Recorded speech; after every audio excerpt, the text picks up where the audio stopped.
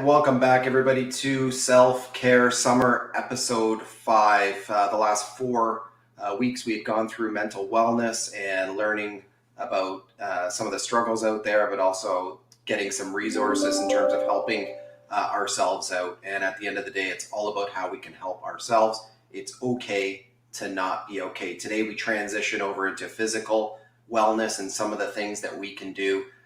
And I'm quite ecstatic to have some really amazing guests on today. And if you've been following the program, we kind of like to use a personal story first and then follow that up with some resources from super awesome professionals. And so I want to bring in our first guest today without hesitation. He's an absolute rock star. He's been in the mortgage space since 2004. He's won every marketing award that there is in our industry. Mike Haddam, everybody. Mike, I know you are a physical specimen.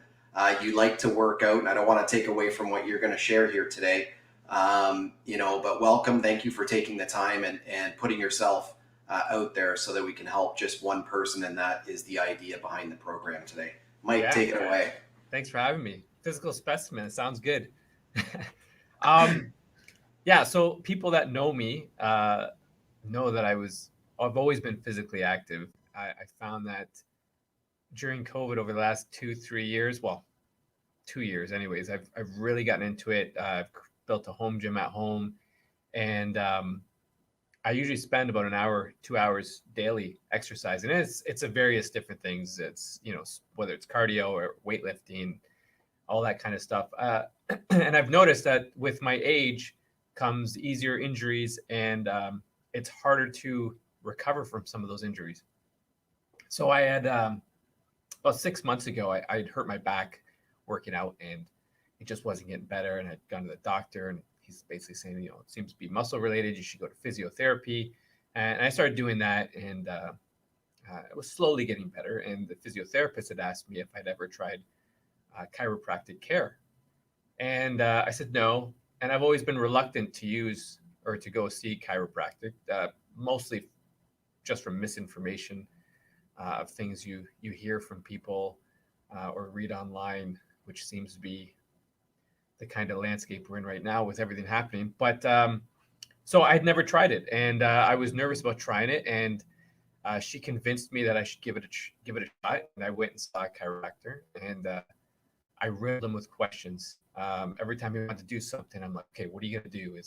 I don't want my neck cracked, or I don't want my back cracked, and don't pull my leg out of its socket. Just crazy things.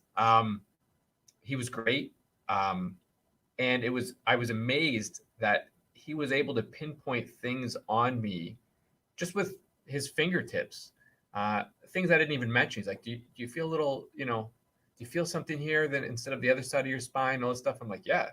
And he gave me a quick little correction, and when I was done, I felt fantastic, actually. And I have gone quite a few times since, and I look forward to going because I feel really good after leaving. So that was my experience with chiropractic care. Not being able to exercise for me, which is a daily routine, kind of throws me in a bit of a slump. It kind of gives me that time away from everything that's going on, just to kind of feel good,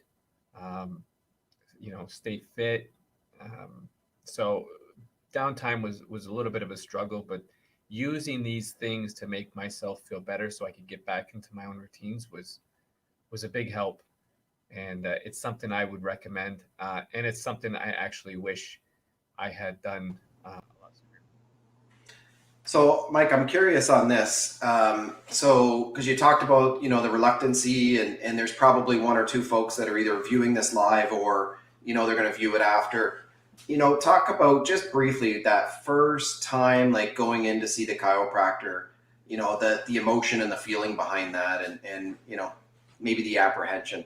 Yeah, I was nervous. I didn't really have a reason to be nervous. It's nothing from a personal experience. It's nothing from anything that I was aware of. I just, my cousin's a chiropractor in the States, and would always tell me, you should go. And it was just, I got in there. I was a little nervous. I asked him a bunch of questions.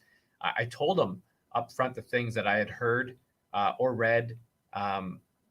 and that I had concerns about, and he completely understood um, my position, and reassured me that these things are actually untrue. And he was very thorough in what he sees, what he wants to do, and what he expects I should feel afterwards.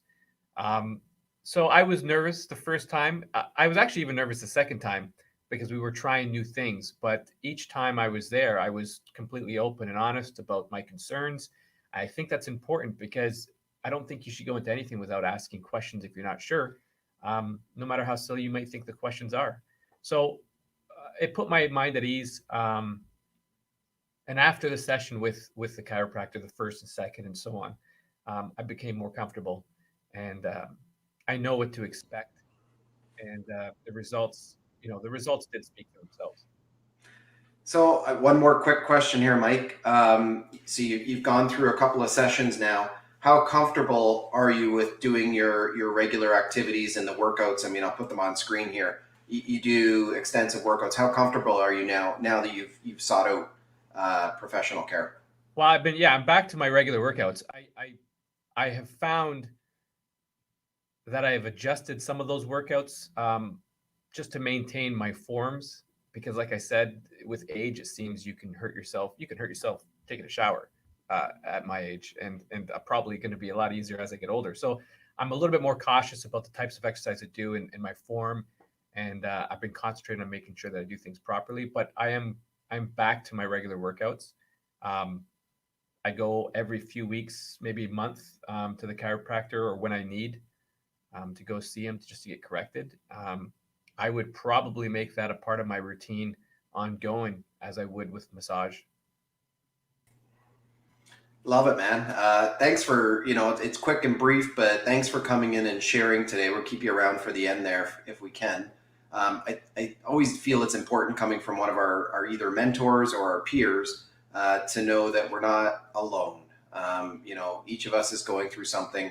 And so to seek out that help and the feeling of seeking out the help is ultra important.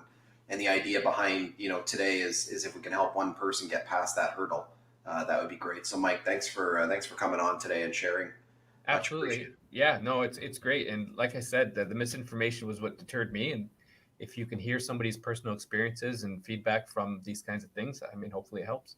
Yeah, awesome, Mike. We'll bring you back in a little bit. Thank you. All right. All right, everybody. So, as promised, and that was an incredible sort of story from Mike, and I'm sure there's many of us that have probably gone through a similar experience or something in in your life, and it's just a matter of how we deal with it and sort of go forward, I guess, right? And we're always trying to fall forward, if you will. So, I'd like to bring in our professional today, and comes very, very highly recommended from the top professionals within our company. But Dr. Jeff Harris, welcome, Dr. Jeff. He's a Thanks very much. pediatric and family chiropractor who works with families from newborns as old or as young as 24 hours to family members all the way up into their golden ages. That's a wide range of folks that you work with. And I know you have something to talk about today, so I don't want to take away from your conversation here today, but thank you so much for being here. And I'll turn it over to you, Dr. Jeff. Thanks, Trevor. Well, thanks for having me. And then, Mike, the same thing when I was just listening to you talk. I 100% agree with you that if anyone's looking for a chiropractor, you have to find the one that you're comfortable with. I think that you should be able to ask your questions or, ask anything that you possibly want. We live in a society today. It's no more that I tell you what to do. It's more, how is this going to work for me or why are you doing that? And I think that's important. And I think that we should all be asking those questions to be able to get that proper information and the proper fit. So many times I've heard people that they've never went to the chiropractor again because they did have a bad experience. The unfortunate reality is, though, is that all chiropractors were not the same. It's the same idea. If you go get a bad haircut, you just don't go back and get your haircut back at that same person anymore. You just find a different one. And obviously one of the best places to find a chiropractor is going to find by referral. So I appreciate that you took that step out there, Mike, to be able to, find out for yourself and find the right person. And if you don't, try to find someone else. So I'll jump right in. So we're going to kind of go through a whole bunch of things really quickly in here.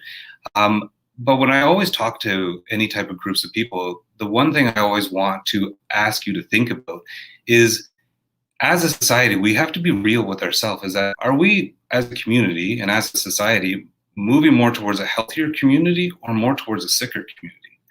And over this past year and a half, it's even more obvious that we're dealing with more problems today than we've ever dealt with in the past, And this was always evident before that too. There's been more problems with autoimmune problems, or more people just having, multiple, just getting sick all the time, or just different chronic conditions that are showing up, or people that are just not getting better for whatever reason.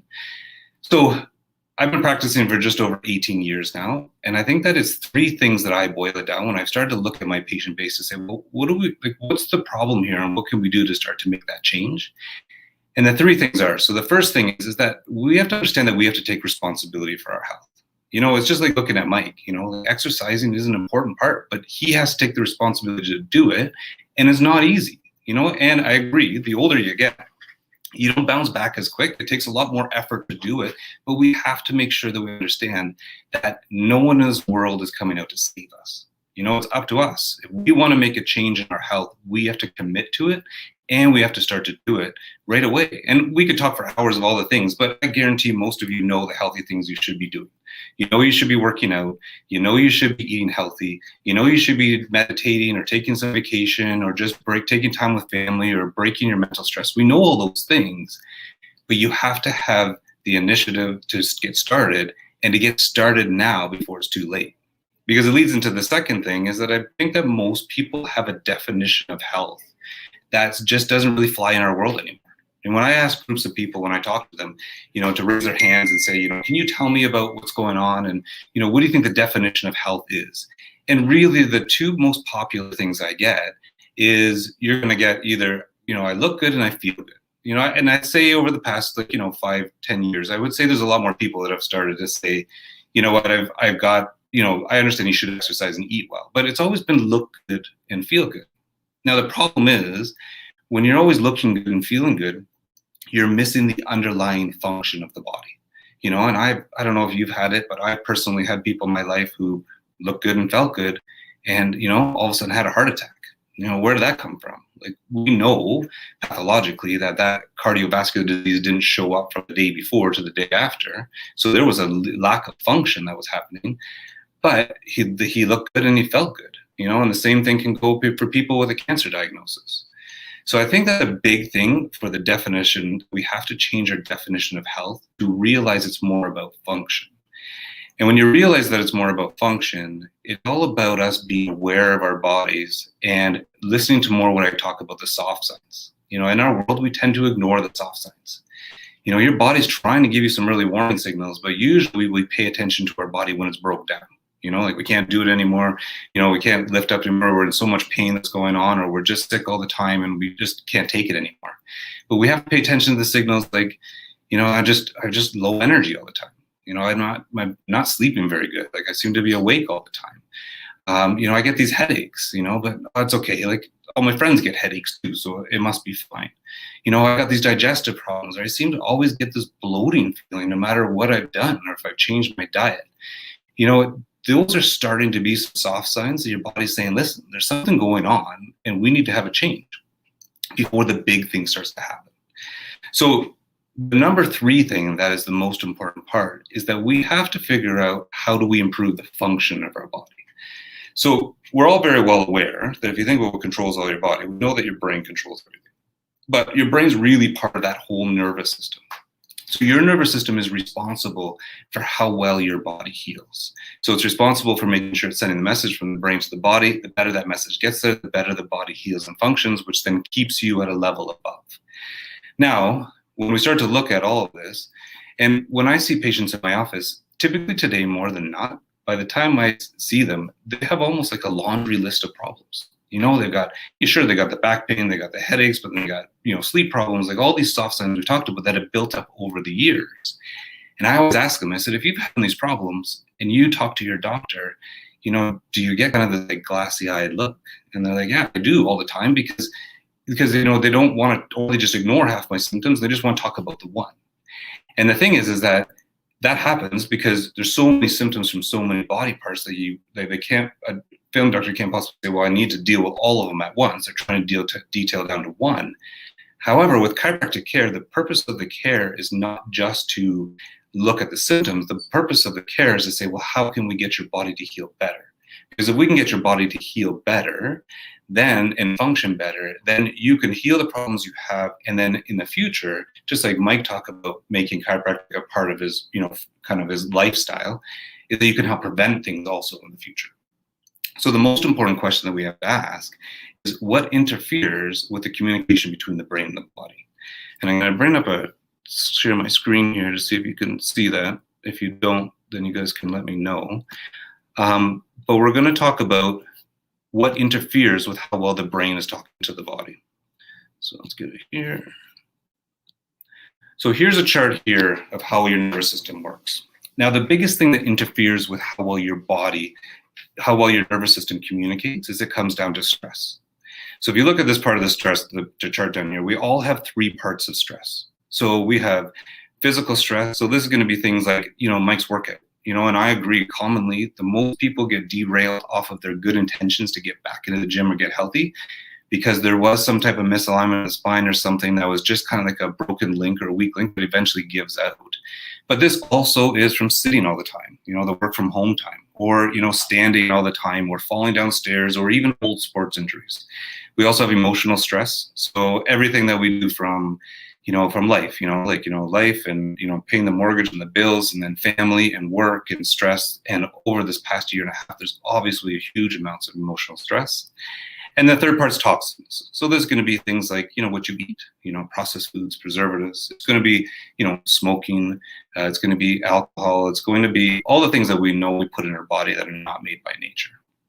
So what these 3 stressors do is it pushes your nervous system into what we call this protection mode. And the protection mode is a sympathetic dominant state. So you have 2 parts of your nervous system, this sympathetic side and this parasympathetic. This is part of your autonomic nervous system that kind of runs everything behind the scenes. So, it's one that keeps your heart beating and you breathing, but thank God you don't have to think about it. So more stress, we get pushed more into this sympathetic protection mode, which is really this fight, flight, stress response of the body. So the more you get pushed in this fight, flight, stress, you overstack this side of the nervous system. Now, this ends up causing a teeter-totter effect because these 2 parts of your nervous system have an inverse relationship. So meaning that when this part of the nervous system gets overstacked because of life is always stressful, then you're shutting down this side, which is the growth side of the nervous system. Now, this is the side of the nervous system that controls things like sleep. So it allows you to be able to fall asleep and stay asleep. It controls relaxation, so the ability to be able to feel relaxed but not anxious or depressed. It controls digestion, so no heartburn or bloating stuff. It controls your immune system so that you're not constantly getting sick. And this is the big thing with kids, when kids are getting sick more often. And it controls your healing, most importantly. So the more that you're out of balance because of more life stress, the more that this side is shut down. And the more that this side is shut down, this starts to lead to all these different kind of problems. So in a chiropractic care, chiropractors will work on people with all these different types of things, but it's not specifically treating these type of conditions. So the number one goal of a chiropractor is to say, where is this imbalance and how do we make this side shut off to make this side stronger? Now, the way that we do that is we do very specific checks. So your nervous system is connected all the way through your entire body. So this is actually like a wiring chart of your body. So if you can appreciate here, you can see how this color matches this one, and you can see how this color matches here, and this one matches here, and so forth and so forth. So your whole body is connected. So what it really means is that these nerves here go to these parts of your body. These nerves here go to these parts of your body, and so forth. Now, when your spine really acts like a breaker panel of your body. So your spine will do well, everything will be good. But when you've had too much stress, and it can be that physical, emotional, or chemical stress, is that it'll blow a breaker to protect itself. So that's when the spine is misaligned. So as a chiropractor, that's when you lie at the table, we look through your whole spine. It was just like Mike talking about different spots that didn't even know they're really sore, checking to see what's misplaced. Now, when those breakers are off though, that if you take this one, for an example, if this one was off at C1, that automatically interferes with the brain's ability to talk to these parts of the body. So the brain can't talk to these parts as clearly, these parts don't function as well, and then these are possible symptoms that start to show up. Now, in our world, there's a medication you can take for all these symptoms, but we're very well aware today that when you take a medication, really just covers the symptom. right? Because you stop taking the meds, things just start to come back. So the purpose of the care in a chiropractic office is this, well, okay, let's look over here. And the research is really catching up, and it's amazing now to show that when we do very specific adjustments on the one bone that we need to adjust, it actually sends a signal into the brain and activates what's called the prefrontal cortex. This is the part of your brain that shuts off this stress response. So with every adjustment, you get your sympathetic nervous system shut off, which because of that inverse relationship, it means you automatically go more into this side of the nervous system, which then means your body starts to heal better. The better it starts to heal, then the better everything over here has a chance to start to go away. So in essence, it's all about getting that function back. And that's really the basic part of it. And I know there's a lot, and I'm kind of throwing a lot in you, but if there's something here that if you've had these symptoms, if we can get our body functioning better, then that's when we can be a step ahead of just maybe preventing the symptoms in the first place, or finally allowing our body to heal, but not one specific point at a time, but allowing the whole nervous system and the whole body to function the best that's possible. So that's kind of little nuts and bolts of, a chiropractic, and what we're really looking at. Now, the second way that we test that, and let's see if I can, well, I'm not going to stop it yet, but we use technology in the office that also can measure. So you can use technology that measures now infrared thermal, so looks for inflammation of all the nerves top to bottom. We also can use heart rate variability testing that sees how well you are adapting to stress as a whole by checking the time in between the heartbeats, and also surface EMG scanning that starts to look at, the left and the right side of your muscles, the nerves to muscles, and see if you're having any posture distortions or your energy is being affected. And that gives us a better idea of how well your nervous system is functioning, but then it also helps us to chart the progress. So I mentioned this before when I was talking earlier to Trevor, that if it's something that you're wondering if chiropractic can help you, but you live in a city that you're like, I just don't know where I would even start. We're going to share my email address. One of the best ways to do that is just go ahead and just email me, and I'll look through the network of doctors that I know in all the different cities and see if there's someone I can find, or at least I can ask around to see if we can find someone for me there. Now, the second thing the last thing I just want to go through is over this past year, the work from home has been just been a roller coaster for so many patients. So there's 3 different things that I want to work with, that I want to talk with you about, that we found that's been working the best. So we're going to talk about this posture one, this lacrosse ball, and the foam roller. And I'm going to stop this sharing for 1 second so we can see. There we go. So the first one is that we want to make sure that if you've never used a foam roller before, this is one of the best things to use. So it's just a small roller. You don't need a big one, but you're going to want to use this to roll your whole spine. So roll your whole back, roll up your legs and your back. The best way to look at this is that if you have access to Facebook, or at least I'm sure you have someone who has access to Facebook, if you go to the Kay Harris Chiropractic Facebook page, so you just go to Facebook, look up Kay Harris Chiropractic, go under videos, you're going to see, just type in foam rolling, and you'll see a video of me demonstrating how to roll your whole body. Really, you can pick up one of these rollers anywhere, like even like a Winners or Marshalls or something like that. It's going to be a huge change for you to do that. And if you can do it after you go for a walk, because your body will be warm, or after your workouts, you should be rolling. It only takes 3 minutes to 5 minutes. It doesn't take long at all, but it makes a significant difference in your recovery. Now, the second thing is going to be sitting at that office all the time. We get so logged into work for so long that we forget to stand up. So it can be hours and hours to go by.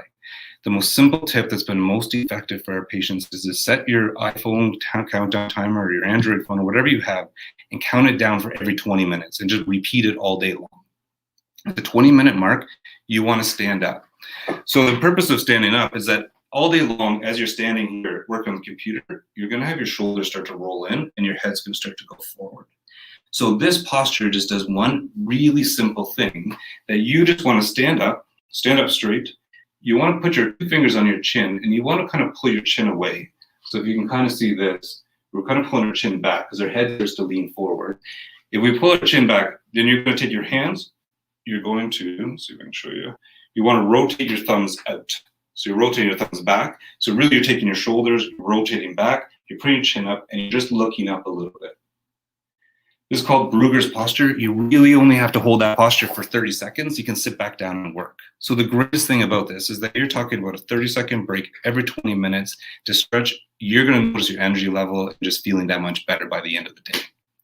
Now, the last part that we use commonly is to use a lacrosse ball.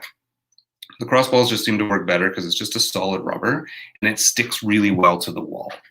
Now, the way that you want to use this is very effective for anyone that's been feeling trigger points or tightness all in these upper trap areas. So what you want to do with this ball is you want to kind of put it on your shoulder and you want to lean against the wall. So if there's a wall behind me, I'm pushing against the wall and you want to lightly roll around until you find a spot that feels really sore, like a trigger point. But it's not like a foam roller. You don't want to just keep rolling on it. You just want to push into the wall. You push into the wall, you're going to feel that pain. So you want to hold it and feel that pain. The pain will start to dissipate. When the pain goes away, then you roll around and just find another spot and push against the wall until that pain goes away. But you can use these on both sides. Obviously, you can get this at Sport Check. I'm sure you can order them on Amazon or wherever you want to get them. But this is such an effective tool to really start to kind of work on those upper traps to kind of keep everything moving the best that we can. So, Trevor, I think I kind of talked fast and ran through a whole bunch right away. But if anyone has more information, or if they're interested, then feel free to share my email because they can send that to me and I can get that out. Lacrosse videos also on our Facebook page. So if you go into videos, you'll see me demonstrate how to use that too. But those will be some huge tips to make a big difference through your workday. Yeah, and we've shared your email address in the comments box. So for anybody looking for a referral in their specific area, Dr. Jeff's email is in there. We did have one question that I wanted to get to. There was a few that you had answered along the way, but one of the questions came, and I thought this would be good to just have a quick answer on that, because we often think of chiropractic when we have a back pain or a physical pain, but I think you almost addressed that, and I just want to see if there was any other points that you wanted to make to back this question. Yeah, I think that's the biggest benefit is that we have to start to change our paradigm of what we're doing today to say, how do we be more preventative? Like the chiropractor ends up just becoming one more part of that health team to say, well, what can I do to make sure everything's working well? Because more than not, you can go into a chiropractor and get checked, have some tests done, have some scans done, have the whole things done, and find out, wow, we actually did find a few things. But then it's so much easier to correct and fix than it is when you finally wait till there's a big blowout, and then we have to kind of build it all back up and then work through a stabilization phase after that. Yeah, and I guess, that is absolutely the key is being preventative for your own body. And, at the end of the day, it's up to us to be our own sort of guider of our own body, I guess, for lack of a better term. Dr. Jeff, really, really appreciate you coming on today. The tips that you gave, the 3 tips there are invaluable. I know that, in our industry specifically, for those that are watching, we're sitting in our seats a lot. And so, the every 20-minute thing is definitely, a key that everybody should adapt to today. And again, just to reiterate, the whole concept of Self-Care Summer is to help at least one person. I'm going to get back on that every 20 minutes. So I can tell you that you've helped one person. Thank you for that. And, ultra informative in the short period of time that we had together. And I want to bring Mike back into this. Just Mike, thank you for sharing and sort of leading into the conversation today and sort of putting a face to it and making it a little bit more personable. A lot of people within our group and our industry look up to you. And so to hear from somebody like yourself, is definitely key, right? Knowing that, there's somebody within our group that's maybe going through that mental struggle of, hey, should I go to a chiropractor? Or they didn't even maybe consider it. And so you've helped, I'm sure, several people today. And Dr. Jeff following up with, some science there for sure. And then also giving us some practical stuff and resources that we can take away. And it's much appreciated that you both joined us today on episode 5 of Self-Care Summer. And I know, Dr. Jeff, you have to get out there and help some people today and a hard stop. So again, just want to thank you for your time. Thank you, everybody, for joining us. We will transition or continue to transition into the physical side of things with Self-Care Summer. And next week, we have some real-life Olympians joining us, and you're not going to want to miss this. Thank you all for joining us, and enjoy your day. Have a good one. Thanks so much.